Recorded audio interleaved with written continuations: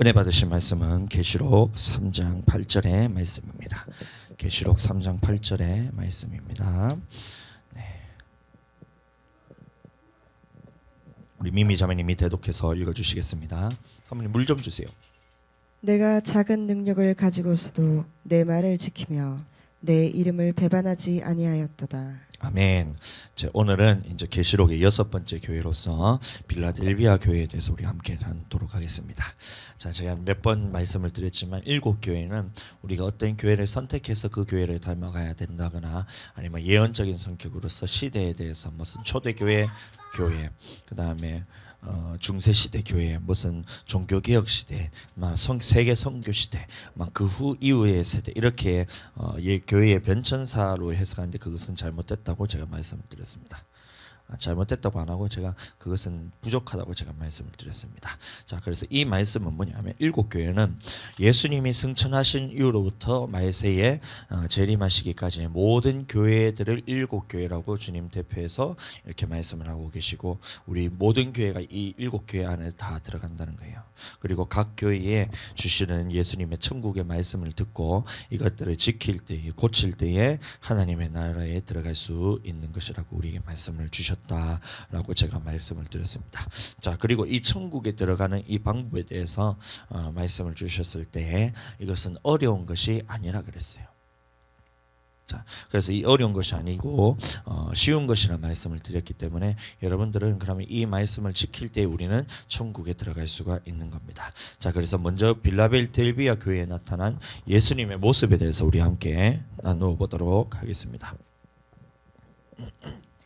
빌라델비아 교회의 사자에게 편지하라. 거룩하고 진실하사 다윗의 열쇠를 가지시니 곧 열면 닫을 사람이 없고 닫으면 열 사람이 없는 그가 이르시되. 아멘. 예, 빌라델비아 교회에 예수님이 어떻게 나타나셨냐 하면 이제 거룩하신 분 그리고 진실하신 분 이렇게 나오고 있어요. 자, 거룩과 진실에 대해서는 우리가 쉽게 이해할 수 있습니다. 거룩이란 말은 뭐냐면 이 하나님의 성품을 의미하는데 이것은 하나님께만 있는 거예요. 거룩한 것은 하나님께만 있기 때문에 우리는 거룩하기 위해서는 어떻게 해야 되냐면 하나님을 닮아가면 우리는 거룩하게 되는 것입니다. 그리고 하나님의 말씀을 하나님을 닮아간다는 말은 뭐냐면 하나님의 그 모든 인격들, 성품들 이것이 어디에 담겨 있냐면 하나님의 말씀에 담겨 있는 거예요. 다시 말하면 우리가 거룩하기 위해서는 하나님의 말씀 안에 있는 것이 바로 거룩이란 겁니다. 아멘. 그래서 주일날 예배 나온다고 그것이 거룩한 것이 아니라 예배에 나와서 하나님의 말씀을 듣고 그것이 하나님과 같아진다면 그것은 거룩한 것이고 예배에 났지만 하나님의 말씀과 다르다면 그것은 거룩한 것이 아니기 때문에 말씀을 듣고 다른 부분에 대해서 발견하여서 고치면 우리는 거룩해지는 거예요. 그래서 아버지의 말씀을 따라서 우리가 하나님의 말씀을 따라서 우리가 거룩해질 수 있기 때문에 우리는 말씀을 듣는 것도 중요하고 혹시 다른 부분이 있다면 그것을 고치는 것도 굉장히 중요한 것입니다. 우리가 기도할 때도 거룩하게 기도한다라고 생각할 때 다른 사람들은 뭐 조용하게 입 다물고 고개 푹 숙이고 이렇게 하는 것이 기도한다고 생각하지만 그것이 아니고 우리가 기도의 분량을 채우라는 이 주제를 가지고 기도를 하고 있잖아요. 자, 그러면 이 기도의 분량을 채우는 사람들은 거룩한 것이고 이 기도의 분량을 채우지 못하면 우리는 거룩하지 못한 거예요.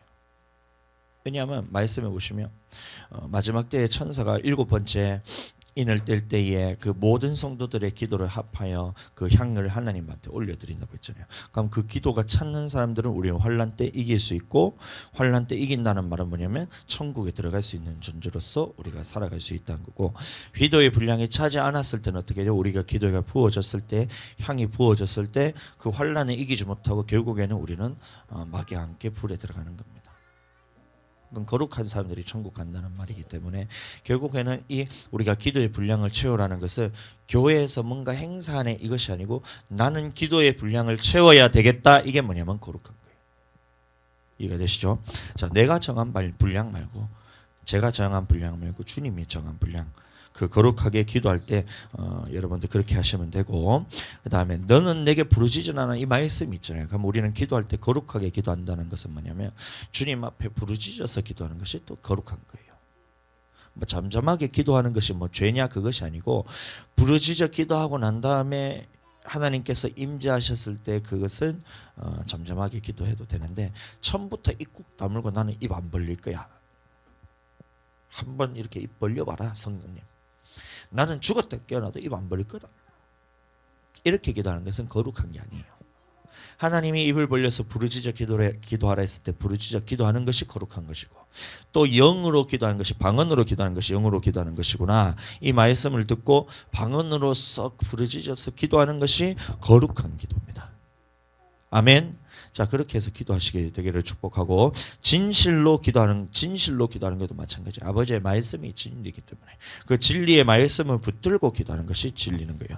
자, 근데 이거는 이제 간단하게 넘어가고 뒤에 보시면 무슨 말씀이 나오면 예수님이 또 다윗의 열쇠를 가지신 이라는 이 말이 나오는데 이 부분에 대해서 우리가 조금 이제 살펴보도록 하겠습니다. 우리 흔히 성경에 나오는 이제 열쇠들을 보면 이제 천국의 열쇠, 우리가 이제 계시록 2장에서 우리가 다뤘던 천국의 열쇠도 있고 무저갱의 열쇠 이런 것도 있어요. 무저갱의 열쇠는 뭐냐면 이제 예수님이 누구에게도 주신 적이 없습니다. 그래서 다섯 번째 나팔이 불릴 때에 천사 중에 별 중에 하나가 떨어졌는데 별이 무저갱의 열쇠를 받아서 음부의 열쇠를 같은 말이라겠죠. 무저갱의 열쇠를 받아서 무저갱을 열 때 그때 짐승이 나와서 사람들을 며칠은 다 죽이는 그 환란에 들어가게 되는 그때를 준비하기 위해서 무저갱을 열게 되고 계시록 21장에 천년 왕국이 들어가기 직전에 또 다른 천사가 무저갱의 열쇠를 받아서 그 마귀와 사단과 같이 싸워서 이겨서 그 마귀 사단을 무저갱에 가두고 난 다음에 그 위에 임봉하여서 무저갱의 열쇠로 닫아서 그 장면이 나오고 있어요. 그래서 이것은 누구에게 주신 것이 우리에게 주신 것이 아니라 예수님이 갖고 계신 것이 바로 무저갱의 열쇠라는 겁니다. 그리고 다섯 번째 나팔 불릴 때 그리고 천년 왕국이 지나기 직전에 천사를 통해서 사단을 무저갱에 던져 넣어 잠그기 위해서 주신 것이 무저갱의 열쇠이기 때문에 이것은 우리에게 주신 것이 아니라고 말씀드렸습니다. 자, 그 다음에 천국의 열쇠는 뭐냐면 우리에게 준 거예요. 예수님 믿는 우리에게 주신 것이 바로 천국의 열쇠입니다. 그래서 우리는 각자가 다 천국의 열쇠를 가지고 있는데 이 천국의 열쇠를 천국 문에 열 수도 있고 천국 문을 닫을 수도 있는데 이거는 각자가 한다는 거예요. 제가 가지고 있다고 해서 여러분들이 천국의 열쇠를 그것을 제가 천국 문을 연다고 해서 여러분들이 열리는 것이 아니고 제가 열더라도 여러분들 닫을 수 있고 제가 닫고 있더라도 여러분들도 열 수 있는 것이 바로 천국의 열쇠라는 겁니다. 마태복음 16장 19절 내가 천국 열쇠를 내게 주리니 내가 땅에서 무엇이든 매면 하늘에서도 매일 것이요 내가 땅에서 무엇이든지 풀면 하늘에서도 풀리리라 하시고. 보세요. 그래서 천국 열쇠를 내게 준다 그랬습니다. 내가 누구냐면 이 베드로가 예수님을 이제 가이사랴 빌립보 지방에서 누구로 고백하냐면 이 주는 그리스도시요 살아계신 하나님의 아들이니이다 이렇게 고백을 했을 때에 그 고백 위에 예수님이 교회를 세우신다라고 말씀을 하시고 그 바로 다음 말씀이 바로 이 말씀인 거예요. 내가 천국 열쇠를 너에게 주리니.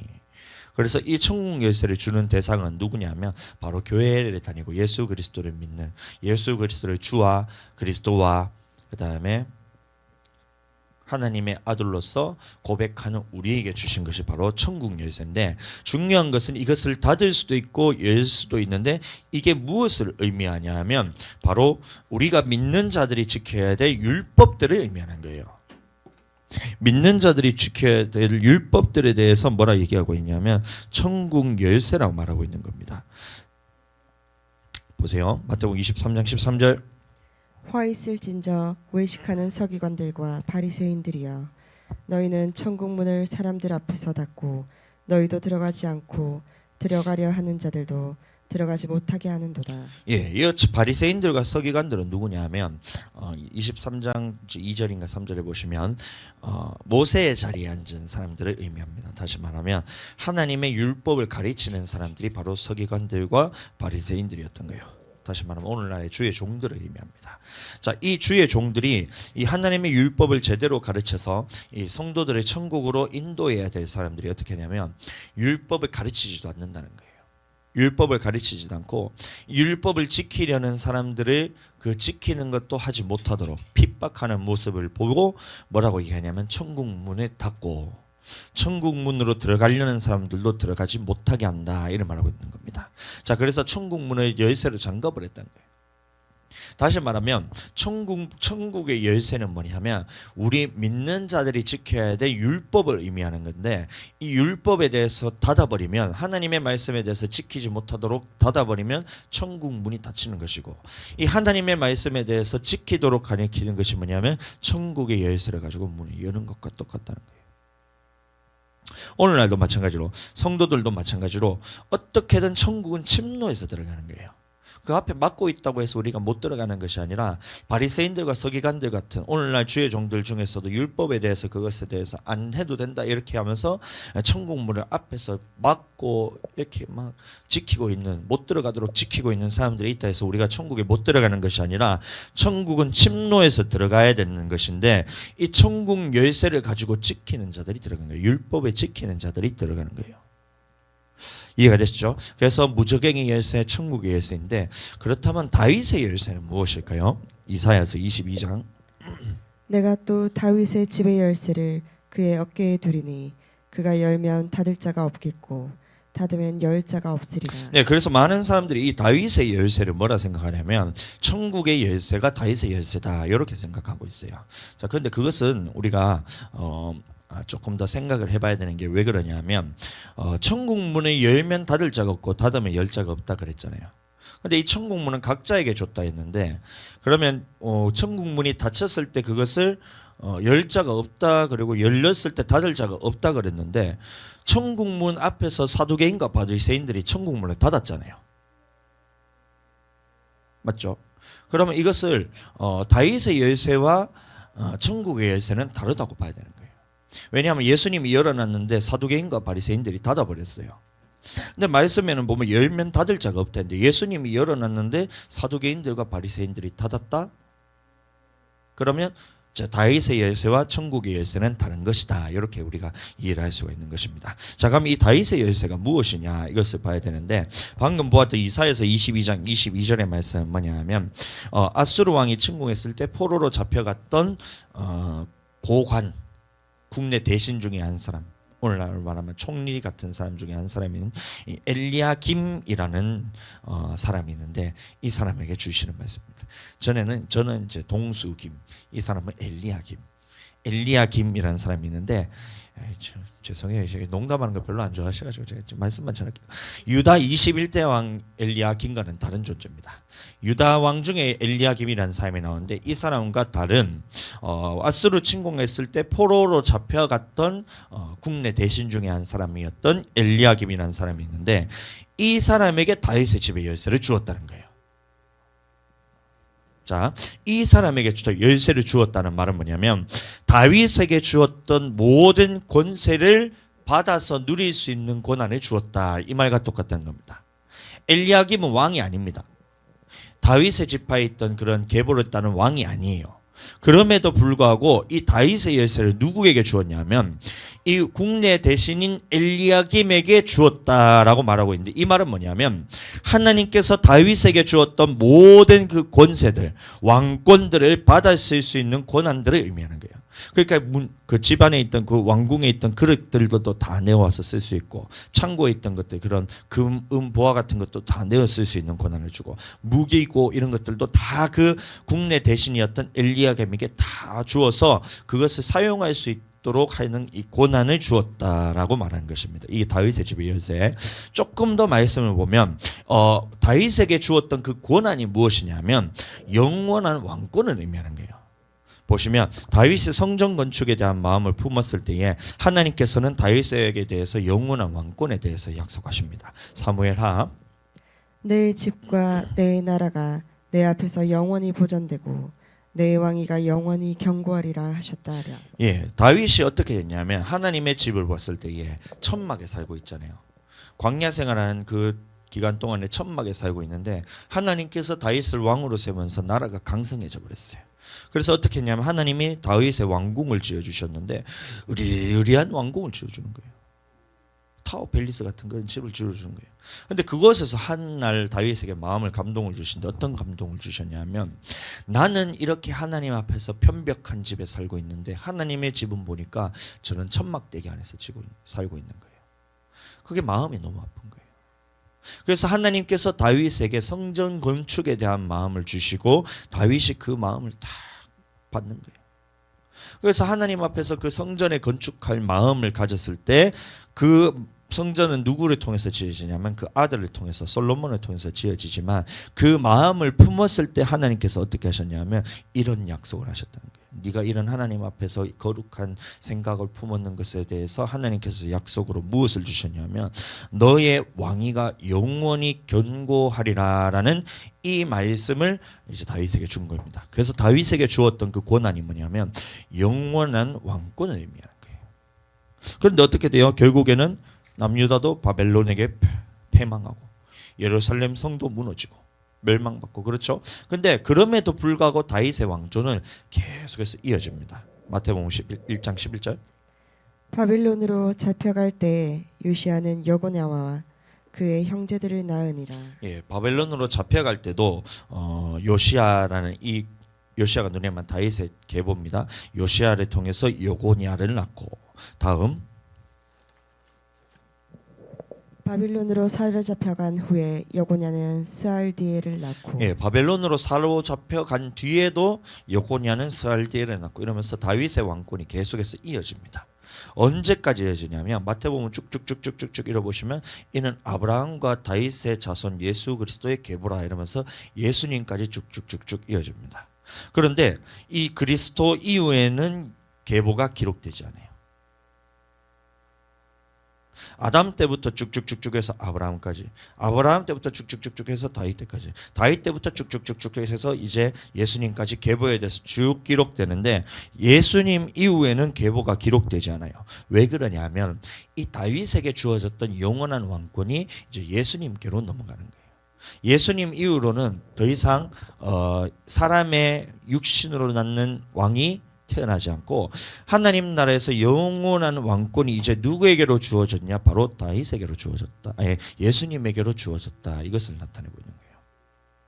자, 그래서 예수님에게 그 영원한 왕권이 주어졌는데 그래서 우리는 어떻게 다윗의 열쇠를 받을 수 있냐면 마치 엘리야김이 왕은 아니지만 하나님께서 이 엘리야김이라는 이 사람에게 다윗의 열쇠를 주신 것처럼 그 모든 왕권의 왕 궁궐에 있는 이 모든 권한을 다 사용할 수 있는 것처럼 우리에게도 왕권을 주신 것은 아니지만 예수님이 왕이시고 하나님이 왕이시지만 그 왕권의 왕궁에 있는 모든 권한을 받아서 사용할 수 있는 그 권한을 누구에게 주셨냐면 우리에게 주셨다는 거예요. 그것이 뭐냐면 다윗의 열쇠고 하나님의 왕권 영원한 왕권을 이 땅에서 사용할 수 있는 권한을 주셨는 것이 바로 이 다윗의 열쇠라는 겁니다.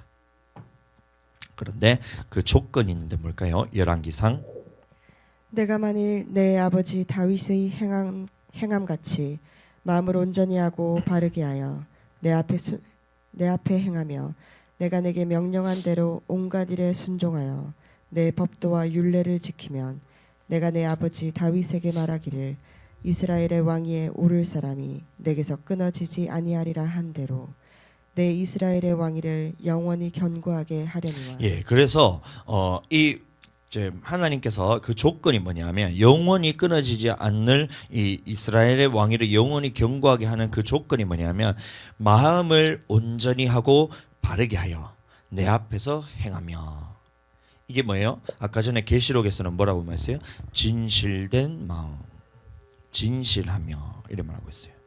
그 다음에 명령한 대로 온갖 일에 순종하여 법도와 윤리를 지키며. 이게 뭐냐면 거룩한 자를 의미하는 겁니다.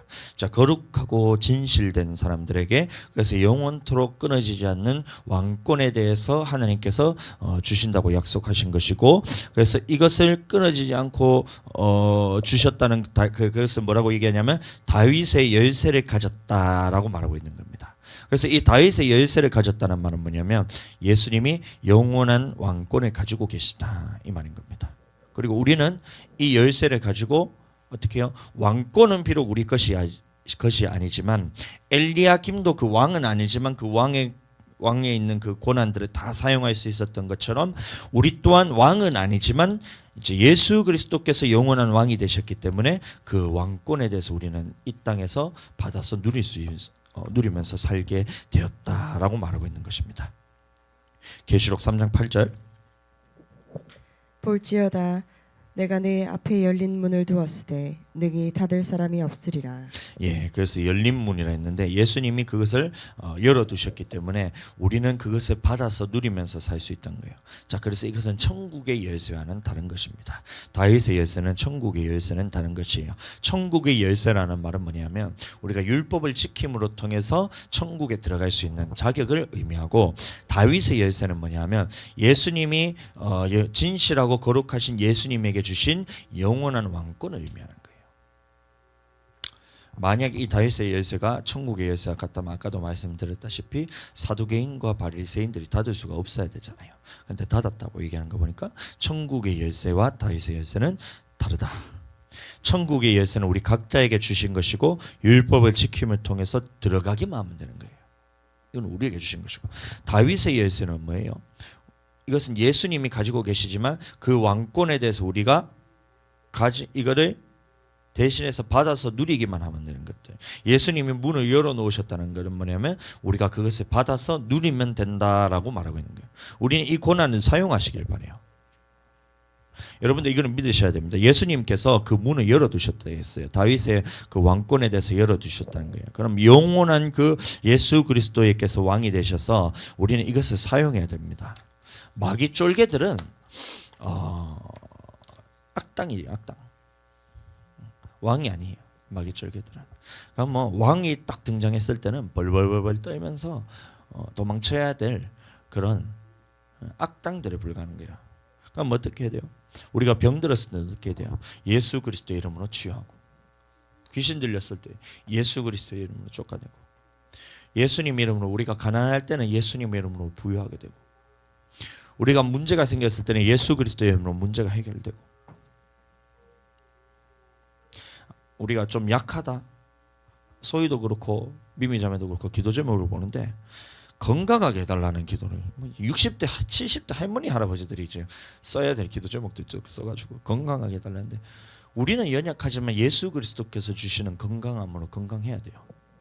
그러니까 하나님께서 이 문을 다 열어두셨다는 것은 뭐냐면 우리가 그것을 들어가서 꺼내서 쓰면 되는 거예요. 근데 안 써요. 예수님이 열어두시고 닫아줄 사람이 없다 그랬잖아요. 그럼 우리는 이것을 왕궁에 들어가서 그것을 꺼내는 것처럼 예수님의 권세를 우리가 받아서 쓰면 되는 거예요. 그런데 이것을 쓰기 위해서 그것을 어떻게 해야 되냐면 기도해야 쓸 수 있는데, 기도할 때 우리가 능력이 나타나고, 기도할 때 우리가 회복의 역사가 나타나고, 우리가 기도할 때 우리가 삶의 문제가 해결되고, 기도할 때 건강하게 되고, 기도할 때 우리가 있는 모든 이런 하나님의 이끌어 가시는 것들을 경험하고, 다 그렇게 해야 되는데 열어두고 써라 하는데 쓰질 않아요. 여러분들 사용하시기 바랍니다. 아프면 기도해서 여러분들 나으세요.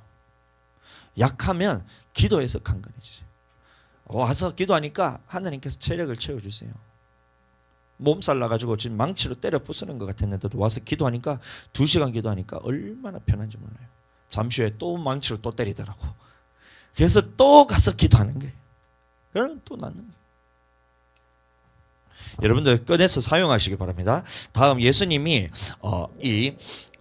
빌라델비아 교회에 말씀하신 천국의 자격입니다. 이 천국의 자격에 대해서 얘기하셨는데 이걸 여러분들 잘 들어주시기 바랍니다. 계시록 3장 8절. 내가 내 행위를 아노니 내가 작은 능력을 가지고서도 내 말을 지키며 내 이름을 배반하지 아니하였도다. 예, 이 말씀을 보시면 두 가지가 나옵니다. 첫 번째는 뭐냐면 내 말을 지키며 이렇게 나오고, 두 번째는 내 이름을 배반하지 아니하였도다 이런 말 하고 있어요. 천국은 이 두 가지로 들어갑니다. 첫 번째는 내 말을 지키며, 두 번째는 내 이름을 배반하지 아니하며, 이 두 가지로 들어가는 거예요. 좀 더 쉽게 얘기할까요? 예수 그리스도를 믿고 말씀에 순종하는 것, 예수 그리스도를 믿고 말씀에 순종하는 것. 마지막 때 환난 때는 이 두 가지를 공격하는 거예요. 안 믿는 자들은 무엇을 공격하냐면 예수님 믿는 것을 공격합니다. 안 믿는 사람들은 어떻게든 예수님을 믿지 못하도록 공격을 한 거예요. 예수님 부인 한 번만 해라. 그럼 내가 너를 살려주겠다. 이렇게 공격하는 거예요. 근데 믿는 자들은 무엇을 공격하냐 하면 하나님의 말씀에 대해서 공격합니다. 한 번만 너가 말씀에 대해서 불순종하면 내가 봐줄게. 이렇게 공격합니다. 그래서 마지막 환란 때는 죽는 날이 있더라도 우리는 예수님을 주로 고백하고 그 다음에 믿는 사람들 앞에서는 또 어떻게 해야 돼요? 말씀을 지켜야 되는 거예요.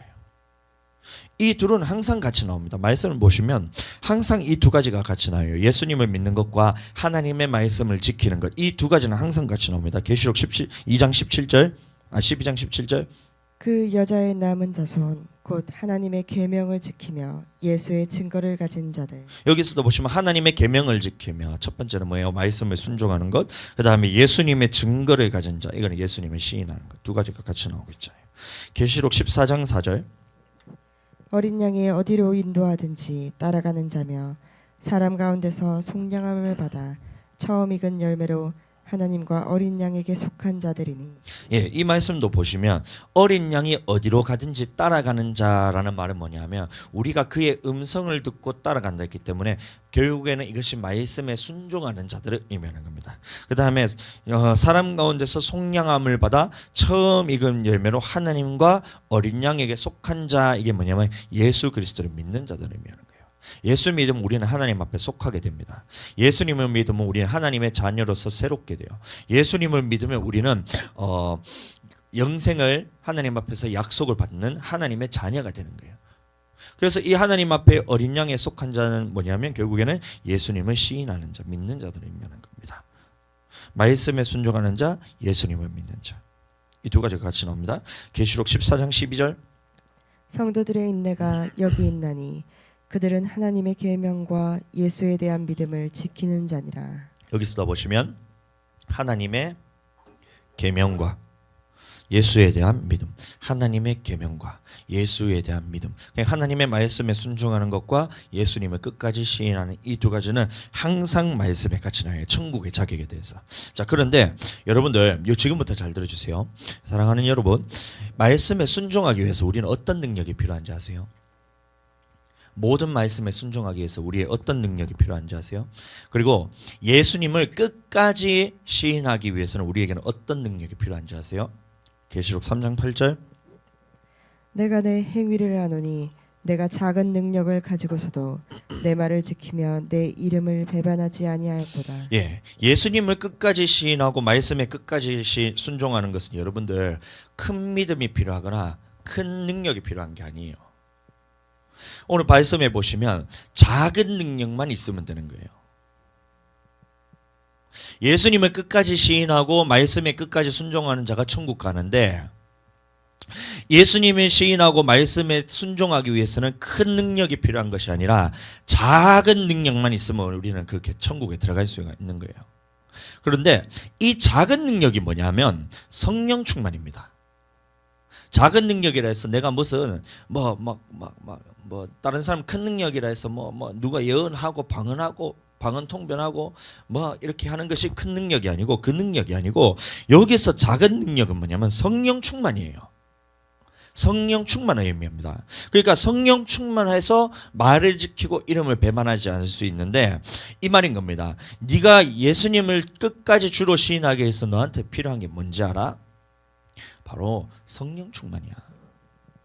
네가 끝까지 하나님의 말씀에 순종하고 지킬 수 있는 거 지키기 위해서 네가 필요한 게 뭔지 알아?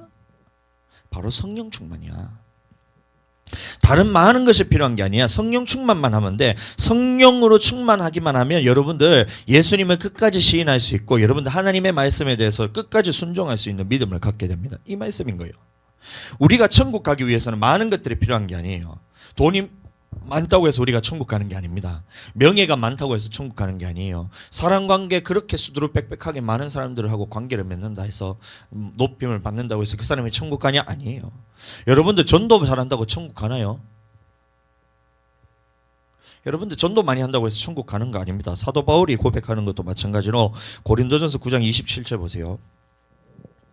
내가 내 몸을 쳐 복종하게 함은 내가 남에게 전파한 후에 자신이 도리어 버림을 당할까 두려워함이로다. 사도 바울도 얘기하잖아요. 뭐라고 얘기했냐면 내가 내 몸을 쳐 복종하게 함은 그 다음에 내가 남에게 전파한 후에 내 자신이 도리어 버림을 당할까 두려워합니다. 아무리 사도 바울이 전도를 많이 했다고 해도 그걸로 천국 갈 수 있는 게 아니란 거예요. 사도 바울이 그래서 어떻게 했냐면 자기 몸을 처 복종시켰다라고 말하고 있는데 이게 뭐냐면 육신을 처 복종시켜서 성령 안에서 충만했다는 겁니다. 성령 충만해야지 천국 갈 수 있는 거예요. 성령으로 내 몸을 처 복종시키지 못한다면 영혼을 천국 가지 못하고 버림당한다는 거예요. 여기까지 이해가 되시죠? 우리가 천국 가기 위해서는 예수 그리스도를 믿는 것을 끝까지 시인하고 하나님의 말씀을 끝까지 순종함을 통해서 천국 가야 되는데 이렇게 하기 위해서는 우리에게 많은 능력이 필요한 것이 아니고 적은 능력만 있으면 우리는 하나님 앞에서 천국 갈 능력이 있다는 거예요. 자, 그런데 왜 많은 사람들이 이 천국 못 가는지 아세요? 왜냐하면 이 적은 능력을 구하지 않습니다. 이 작은 능력조차도 구하지 않는 거예요. 예수님이 말씀하시기를 유대인들 앞에서 뭐라고 했냐면 너희가 영생을 얻기 위해서 성경을 연구하거니와 이 성경이 내게 대해서 증언하고 있다 이래 말하고 있어요. 자, 그런데 그 다음에 말씀이 뭐냐면 너희가 영생을 얻기 위해 내게 구하지 아니하였도다 이래 말하고 있어요. 영생에 있는 것이 영생의 말씀이 주님 하나님 앞에서 성경에 담겨 있는 것을 알고 있어요. 그리고 예수님이 오셨어요. 그런데 영생의 말씀을 가지신 예수 그리스도께 사람들이 나가지 않았다는 거예요. 오늘도 마찬가지로 천국에 들어가기 위해서는 우리는 많은 능력이 필요한 게 아니에요. 돈이 많다고 천국 가는 것도 아니고 건강하다고 천국 가는 것도 아니고 우리에게는 조그만한 능력만 있으면 돼요. 어느 만큼 조그만한 능력이냐면 성령 충만만 있으면 돼요. 요만큼만 있으면 되는데 사람들이 어떻게 하냐면 이 성령 충만을 구하지 않아요. 기도하지 않아요. 기도해야 되는데 기도하지 않아요. 우리에게 작은 능력만 있으면 천국 간다 그랬잖아요. 그런데 이게 갖고 싶지 않은 거예요. 이 작은 능력조차 갖고 싶지 않은 거예요. 여러분들 한번 우리에게 솔직하게 한번 질문 한번 해보세요. 여러분들 삶에 문제가 있으세요? 없으세요? 문제 있어요? 없어요? 문제가 있어요. 문제가 있어요. 그러면 이 문제를 어떻게 해결받을 수 있냐면 성령 충만하면 해결받을 수 있습니다. 그런데 여러분들 성령 충만하기가 겁이 나요. 한번 자기 마음에 한번 잘 생각해 보세요. 성령 충만하면 우리는 이 모든 문제가 다 해결됩니다. 그런데 성령 충만함을 받으려 하지 않아요. 왜 그러냐면 성령 충만하기 겁나요. 왜 그러냐면 문제가 해결될까 봐 겁나는 거예요. 이게 문제입니다. 사람들이 문제를 안고 살아갑니다. 그러면 이 문제는 언제 해결되냐면 하나님을 만나고 예수 그리스도를 만나고 성령 충만하면 이 문제는 저절로 해결이 돼요. 그런데 성령 충만하기 싫어요. 왜 그러냐면 문제가 해결되면 자기는 하나님 앞에 나와서 주님을 더 잘 섬겨야 되거든요. 그러니까 문제 해결받는 것을 겁이 나는 거예요. 여러분도 아픈 것도 있으세요? 병든 것 있으세요? 고침받아야 될 것 있으세요? 그럼 이것은 성령 충만하면 자동으로 해결됩니다. 그럼 우리는 어떻게 하냐면 성령 충만함으로 나아가야 돼요. 작은 능력만 있어도 됩니다. 그런데 사람들이 이 성령 충만하게 겁이 나요. 왜 그런지 아세요? 내가 성령 충만하면 건강해지고 건강해지면 주님을 더 잘 섬겨야 되거든요. 여러분들 마귀한테 눌려서 우울하지 않으세요? 가다 보면 힘이 쭉쭉 빠져요. 축축 처져요. 저도 그럴 때가 있어요. 너무 힘이 들어가지고 고마워. 하늘이가 갖고 와서 선물 주네. 그런 거 없으세요, 여러분들? 그러면 그 문제도 여러분들 성령 충만하면 다 해결됩니다. 우울한 것들 여러분들 앞으로 우리나라는 우울증이 엄청나게 더 심해져요. 불과 5년 전에 우울증 인구가 우리나라에 얼마였냐면 75만 명이었습니다. 75만 명. 75만 명이 우울증을 갖고 살았는데 5년이 지난 지금 시점에 몇 명이냐면 100만 명이 넘었어요. 축하해서 축하. 100만 명 넘었다. 우울증이 드디어. 그럼 앞으로도 더 많은 사람들이 우울증이 이렇게 되는 거예요. 막 사람들이 전부 다 정신병 걸려가지고 우울증 가가지고 정신과 가가지고 약 먹고 이래 살아가요. 이 문제에 대해서 여러분들 그것을 병이라 생각하고 약 먹어서 그거 약 먹으면 해결되는 거 아닙니다. 약 먹어서 해결되는 거 아니에요. 이건 성령 충만해야 해결되는 거예요. 성령 충만하면 해결되는데 여러분들 사람들이 성령 충만함으로 나오지 않아요. 왜 그러냐면 그거 해결받으면 눌림에서 자유케 되잖아요. 그럼 하나님을 더 잘 섬겨야 돼요. 그러니까 하나님을 더 잘 섬겨야 되니까 이 작은 능력만 있어도 우리는 천국 갈 수 있는데, 이 작은 능력만 있어도 우리는 성령 충만함을 받고 우리가 모든 문제가 해결되는데, 이 작은 능력조차도 자기가 구하지 않는 거예요. 왜 그러냐면 내 삶의 문제가 해결되고 치유받고 건강하게 되고 내가 하나님 앞에서 이렇게 더 모든 것이 문제가 해결되고 사랑 관계가 해결되고 이렇게 되면 결과가 뭐로 이제 이어지냐면 주님을 더 잘 섬겨야 되기 때문에 그게 싫다는 거예요. 저도 그랬어요, 여러분들. 동수야, 목회하는 거 네가 하는 거이다. 네 마음대로 하는 거 아니야. 동수야, 목회하는 거 네가 마음대로 하는 거 아니야. 성령께 이끌림 받고 성령께서 다 내어드리는 게 목회야. 네 마음대로 하면 안 돼. 제가 수도 없이 들었어요, 목사님한테. 기도할 때도 하나님의 음성으로서 제가 그냥 내 마음에 주님이 주는 음성이 목회 내 마음대로 하면 안 된다. 이게 제가 하나님 앞에서 항상 기도하고 있는 거예요. 처음에 교회 세울 때도 나는 영원한 부사역자다. 내가 담임 목사로 자리는 있지만 하나님 앞에서 부사역자로서 내 마음대로 하면 안 된다. 그거를 내가 늘 다짐하고 있었어요. 기도해야 된다. 이렇게 말씀을 선포할 때도 제가 여러분한테 우리가 다 같이 기도해야 됩니다. 기도합시다 하지. 기도하지 말라 안 하잖아요. 성령 충만해야 됩니다. 성령 충만합시다 하잖아요. 여러분들 성령 충만하지 말고 마귀 충만하라고 제가 얘기 안 하잖아요. 그런데 하면서 정작 기도해야 될 때는 제가 안 해요. 이 모습이 제가 보여요. 이 핑계 저 핑계 되는 거예요. 여러분들 제가 핑계 되기 얼마나 좋아요. 두 아이가 어린이집 다니고 있어요. 셋째가 지금 뱃속에 있어서 사모님도 아무것도 못해요. 물론 열심히 하고 있지만 핑계 좋잖아요. 제가 기도해야 될 때 애들 키우고 있어가지고 너무 힘이 들어서 조금 5시 되면 애들 퇴근하면 그때부터 제가 육아 출근을 해야 되잖아요. 그러면 10시까지 아무것도 못해요. 그럼 10시 이후로부터 그러면 뭐냐면 애들 재우고 난 다음에 나도 지쳐가지고 같이 자야 되는데 아침에 일어날 때 너무 피곤한 거예요. 어린이 가는 거 다 준비시키고 난 다음에 밥도 먹이고 시키고 이렇게 다 해서 준비하면 아침 9시 반까지는 제가 아무것도 못해요. 그러면 아무것도 못하는 사람이에요. 그것만 하네요. 집안일들 다 해야 되지. 말씀 봐야 되지. 설교 준비해야 되지. 이걸 다 해야 돼요. 기도하라 하면 기도할 시간이 없는 거예요. 핑계 되게 좋아요. 아무도 뭐라 안 해요. 주변 사람들한테 제가 이런 얘기 하기 전에 먼저 꺼내요. 두 아이들 키우느라 너무 고생 많지. 그래. 그럴 때는 목회하는 거 조금 쉬어가도 돼. 기도하는 거 조금 줄여도 돼. 이렇게 얘기해요. 자기들도 다 겪어왔으니까 알겠다는 거예요. 이해해줘요. 제가 말을 안 해도 자기들이 먼저 이해를 하고 저한테 그렇게 위로를 해줘요. 핑계 되게 좋잖아요. 기도해야 되는데 성령님께 내어드려야 되는데 성령 충만해야 되는데 딱 기도해야 될 때 내 안에서 무엇부터 올라오냐 하면 하나님 앞에서 기도하기 싫은 마음이 쑥 올라오는 거예요. 성령 충만하기 싫은 거예요. 이 성령 충만이라는 자그마한 능력만 있어도 내가 갖고 있어도 목회는 하나님께서 이끌어 가시는 거예요. 성도들 변화시키는 거 내가 안 되는 거예요. 하나님이 성령 충만한 교회는 하나님께서 그들을 저절로 이끌어 가시는 거예요. 그런데 나는 그 성령 충만함을 위해서 내가 기도해야 되는데 기도해야 될 시간에 딱 됐을 때는 내 안에서 올라오는 핑계들, 마귀들이 딱 이렇게 주어주는 거예요. 여러분들 이거를 다른 사람들 다 이해해줘요. 그런데 주님 앞에 섰을 때 주님이 그거 이해해 주실까요?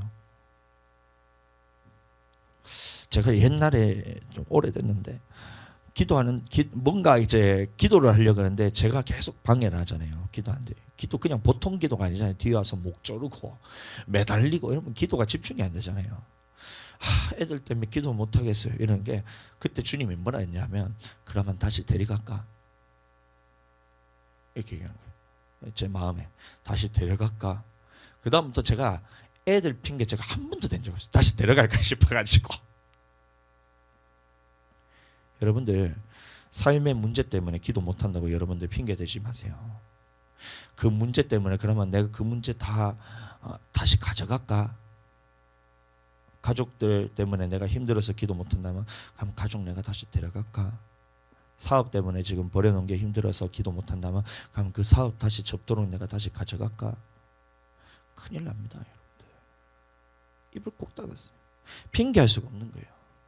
기도 못한다는데 다른 목사님들을 제가 보니까 이번에 총회 갔다 오면서 제가 너무 많이 제가 도전됐던 게 뭐냐면 그 목사님도 자녀가 있어요.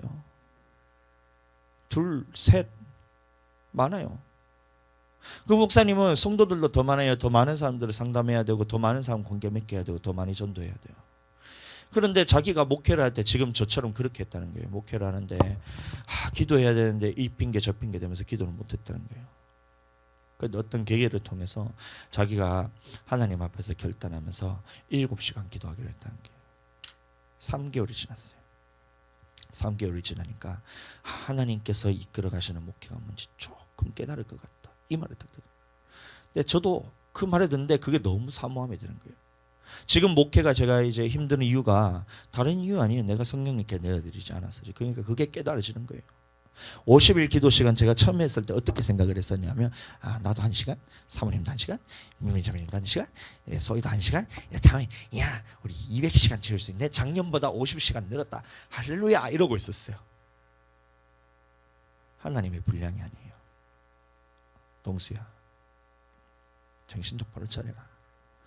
내가 지금 성령님이 지금 교회를 이끌어 가야 되는데 너는 나한테 이 운전대를 얼마나 내한테 내어줬냐. 기도하는 만큼 하나님한테 내어드릴 수 있는데 기도하는 만큼 하나님께서 이끌어 가시고 운행을 가시는데 너는 나에게 얼마나 이 주도권을 내한테 줬냐.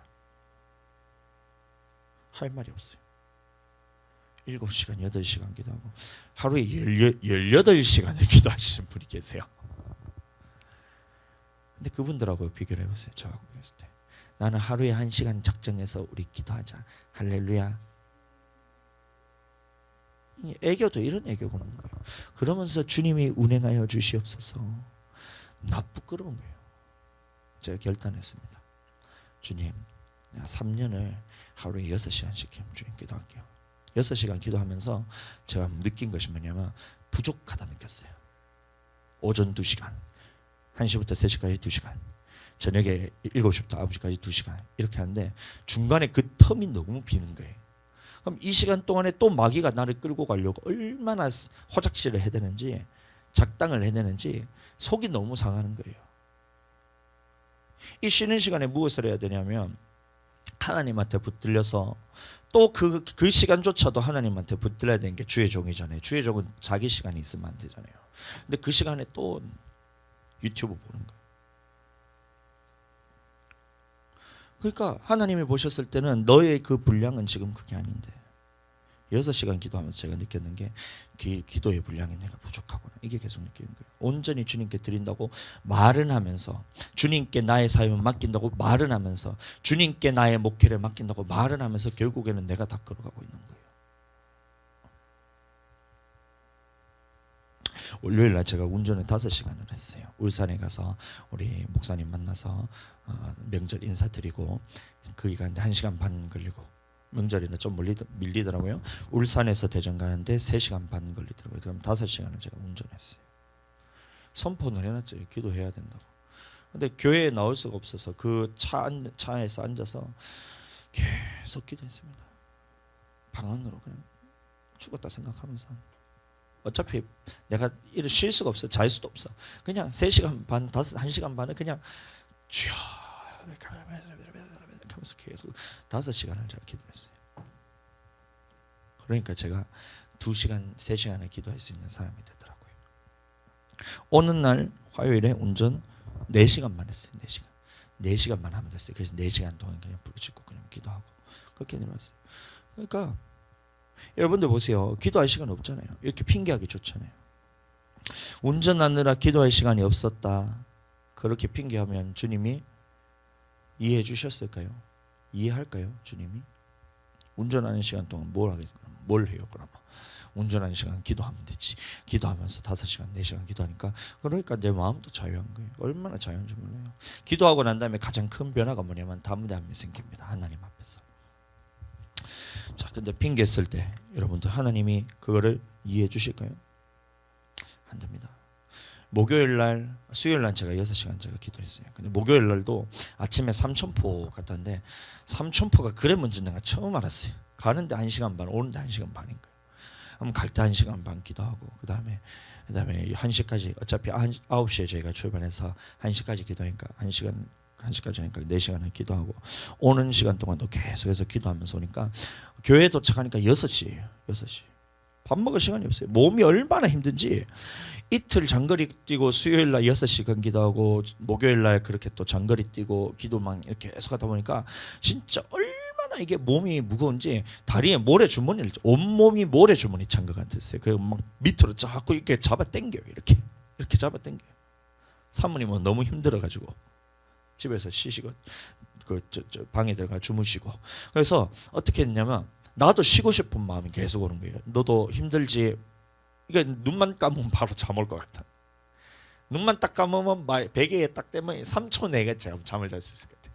그래서 어떻게 했냐면 저 하늘에 딱 붙들고 교회 가자 기도를 가는 거예요. 2시간 동안 딱 붙들고 기도하는데 그때 얼마나 하나님이 역사하는지 몰라요. 안 피곤할 때 기도할 때는 내 정신이 살아 있어서 주님을 조금 덜 만나는 것 같아요. 근데 완전히 내가 쓰러질 것 같은 그 상황에서 기도의 자리에 제가 몸을 끌고 나왔어요. 지금 끌고 나왔다는 표현이 맞아요. 끌고 나와서 딱 기도하는데 주여 하는데 막 방방 뛰는 거예요. 몸은 모래주머니 찬 것처럼 쓰러질 것 같은데 기도를 하는데 막 방방 뛰는데 막 머리가 진짜 그냥 천장에 닿을 것 같아요. 계속 뛰니까 하늘이도 옆에서 같이 이렇게 팔짝팔짝 하면서 막 기도하면서 마이크 있죠, 예전에 미미 자매님 마이크 그거 딱 붙들고 이렇게 지가 저 따라하면서 막 이렇게 막 기도하면서 벌짝벌짝 뛰니까 막 뛰고 막 기차놀이 하면서 막 하면서 기도하면 2시간에 그렇게 뛰어다녔어요. 여러분들 그 2시간이 전혀 안 힘들더라고요. 나의 몸은 쓰러질 것 같은데 성령님이 붙들면 전혀 힘들잖아요. 여러분들 마귀는 얼마나 나를 붙들어 놓고 성령 충만하지 못하게 방해하는지 몰라요. 극한 상황을 모르고.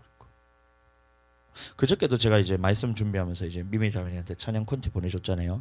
그때가 새벽 3시 거의 다 됐을 겁니다. 2시 한 45분 50분 됐던 것 같은데 그때까지 제가 뭘 했냐면 말씀을 준비했어요. 말씀을 준비하면서 제가 약을 잘 못 먹어가지고 비염약을 먹었는데 졸리는 약을 먹었어요. 졸리는 약을 먹고 얼마나 쓰러질 것 같은지. 그런데 2시 반 돼서 보내고 난 다음에 아침에 딱 일어나서 토요일이잖아요. 토요일 날 딱 이제 기도하려고 난 눈을 떴는데 눈이 이렇게 안 떠져. 안 떠져. 약을 먹고 졸리는 약을 먹고 2시 3시까지 버티니까 약 기운이 그제서요 오는 게. 눈이 안 떠져. 이렇게 하는데 어떻게 해야 돼요? 다 방송해 놓고 제가 그 부르짖어서 그렇게 방송하는 이유가 다 있다니까요. 그러니까 그렇게 하면 안 나갈 수가 없잖아요. 딱 해서 이렇게 애들 데리고 사모님 데리고 토요일 날 나와가지고 기도에 나오라고 그렇게 얘기했는데 그 제가 시험 들어봤다니까요. 목사 30시간, 사모 20 몇 시간, 28시간, 성도 1 빵시간, 성도 2 어제 소위 와서 2시간 기도했잖아요. 저희가. 얼마나 제가 시험 들을 뻔인지 몰라요. 근데 저는 여러분들 이해해 줄 수가 있어요.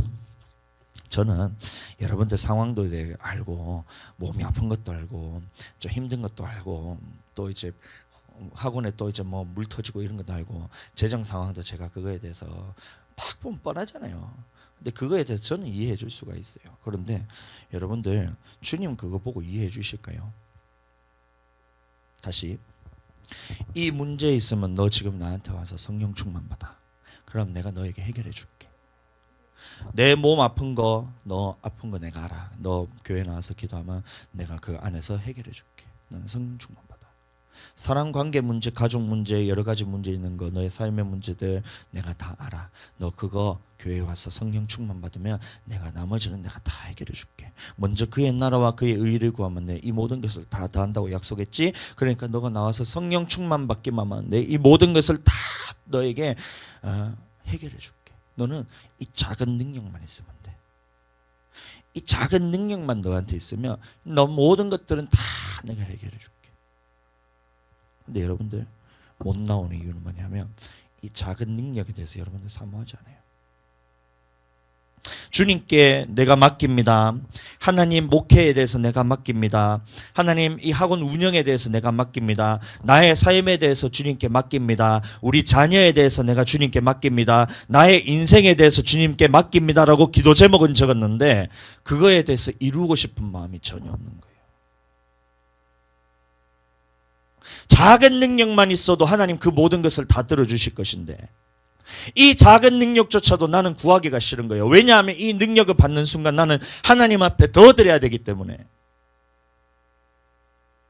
내가 이 작은 능력만 있으면 천국 가는 그 조건을 하나님께서 다 나머지는 해결해 주신다는데 이 작은 능력은 나는 받기 싫은 거예요. 아프냐? 내가 치유해 줄게. 아픈 게 좋은 거예요. 문제가 있냐? 내가 문제 해결해 줄게. 나에게 갖고 와라. 해결하기가 싫은 거예요. 관계 문제, 사업 문제, 목회 문제, 너가 그거에 대해서 해결받고 싶냐? 나 안에 갖고 와라. 나한테 맡겨라. 내가 그것을 다 해결해 줄게. 안 갖고 오는 거예요. 전도 대상자 가족 중에서 전도 대상자들 다들 있잖아요. 너가 와서 네가 성령 충만 받으면 이 영혼에 대해서도 내가 다 책임져 줄게. 그런데 여러분들 왜 성령 충만함에 대해서 여러분 달라고 안 하세요? 제가 어제 통곡하면서 그랬어요. 우리 성도들 기도해야 돼요. 왜냐하면 목회자가 여러분들 대신해서 기도해 줄 수가 없어요. 여러분들 성령 충만한 거 여러분들이 책임지셔야 돼요. 영혼들이 영혼 구원 받는 거 여러분들 각자가 책임지셔야 돼요. 그래서 제가 기도에 대해서 계속해서 제가 어떻게든 이 기도의 자리로 끌고 오려고 제가 여러분들한테 계속해서 부탁하고 연락하고 이렇게 했어요. 근데도 안 돼요. 그래서 어제 저녁에 기도하는데 제가 통곡하면서 제가 그랬어요. 주님, 이거 다 제 책임입니다. 주님. 우리 성도들은 아무 잘못 없어요. 주님. 목사가 기도 안 해서 그런 겁니다. 주님, 저한테 좀 책임 넘겨주세요. 주님. 다 제 책임입니다. 제가 하나님의 뜻대로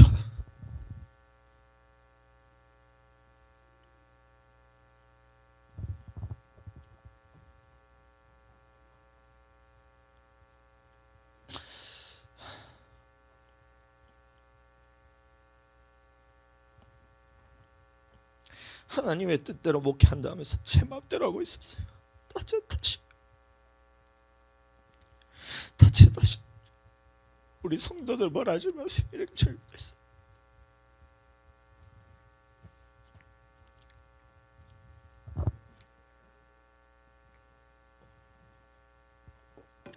하나님의 뜻대로 목회한다 해놓고 다 내 뜻대로 했어요. 주님. 이게 다 제 탓이에요. 주님. 우리 성도들 나무라지 마세요. 제가 그래 기도했어요. 목사가 먼저 하는데 목사가 먼저 하나님한테 성령 충만하지 않는데 어떻게 성도가 성령 충만할 수 있겠어요?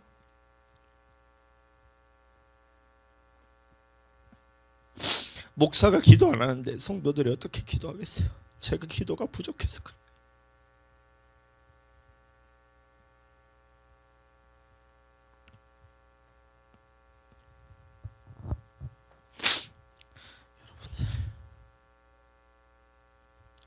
여러분들 우리가 빌라델비아 교회 보시면 작은 능력만 있어도 하나님의 말씀을 지키면서 배반하지 않았다 했습니다. 여러분들 우리는 이거를 구해야 됩니다. 이 성령 충만함이 모든 하나님의 해답이고 이 성령 충만함이 하나님의 말씀이고 하나님의 안에서 우리가 천국 갈 수 있는 능력이에요. 이 적은 능력을 가지고서 말씀을 지키고 이 적은 능력을 가지고 예수님을 배반하지 않았다 그랬습니다. 그리고 빌라델비아 교회는 이것을 사모했다는 거예요. 여러분들 우리 함께 사모하기를 바라요. 이 땅에 살아가면서 여러분들 그 기간이 길지 않아요. 많아봐야 120년입니다. 그 안에서 우리가 결판 나는 겁니다. 이 짧은 시간 동안에 우리가 성령 충만하면 우리 천국 갈 수 있어요. 이 작은 능력만 갖추면 천국 갈 수 있어요. 그러면 이 능력 받기를 간절히 사모하고 우리가 기도할 때 주님은 주십니다. 성령 충만할 때 모든 문제가 해결돼요. 질병 해결돼요. 하나님 우리가 사업 문제 주님 해결돼요. 돈 문제 다 해결돼요. 자녀 문제 다 해결돼요. 가정 문제 다 해결돼요. 하나님 앞에서 우리가 안 믿는 영혼도 구원하는 거 이거 성령 아니고는 우리가 안 돼요. 그럼 우리는 구해야 되는 거는 성령 하나밖에 없습니다. 그래서 목사가 먼저 지금 변화되려고 지금 많이 노력하고 있잖아요. 지금까지 내 뜻대로 해서 내가 이렇게 힘들었잖아요. 그래서 우리가 지금 기도해서 우리 나갑시다. 여러분들 우리 기도해서 성령 충만함 받읍시다. 할렐루야. 그렇게 해서 우리가 하나님 앞에서 기도의 분량을 채웠을 때 하나님께서 우리가 마침내 우리가 마지막 때 주님 만났을 때 정말 네가 이 작은 능력을 가지고도 주님 배반하지 않고 말씀에 순종하는 그 능력을 주님 가졌구나. 그래서 너와 함께 이 시간 영원토록 하나님의 성전 기둥이 돼서 영원토록 천국에서 살게 해주겠다는 거죠. 이 말씀 들었으면 우리는 기도해야 됩니다. 능력 받아야 됩니다. 성령으로서 능력 받고 성령 안에서 우리가 되는 거예요. 마귀한테 성령 충만하면 우리는 성령의 이끌림을 받지만 마귀 충만하면 내 식대로 살아가요. 내 마음대로 살아가게 돼요. 내 마음대로 살아가는 것은 결국에는 마귀 뜻대로 이끌림 받다가 지옥 가는 길밖에 없잖아요. 그래서 우리는 성령 충만 받아야 돼요. 50일 동안 우리가 기도할 때 다른 거 여러분들 생각하지 말고 죽었다 생각하시고 기도하셔야 돼요. 여러분들 1시간 제가 말씀드렸잖아요. 1시간 여러분들 그거는 제가 그냥 하는 소리고 부족합니다.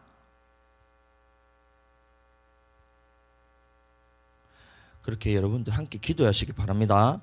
그렇게 기도할 때 하나님의 역사가 나타나고 능력이 나타나고 기적이 나타나고 하나님이 일하심을 우리가 경험하기 원합니다. 하나님이 우리 교회를 사용하실 때에 하나님께서 원하시는 그 분량대로 우리가 주님 체험받아서 주님 일하시는 대로 뜻하신 대로 주님 우리가 제한 없이 사용받기를 원하오니 하나님 이 시간 우리에게 성령으로서 함께 부어주시옵소서. 이 시간 다 같이 말씀 붙들고 통성으로 주여 한번 부르고 기도하겠습니다.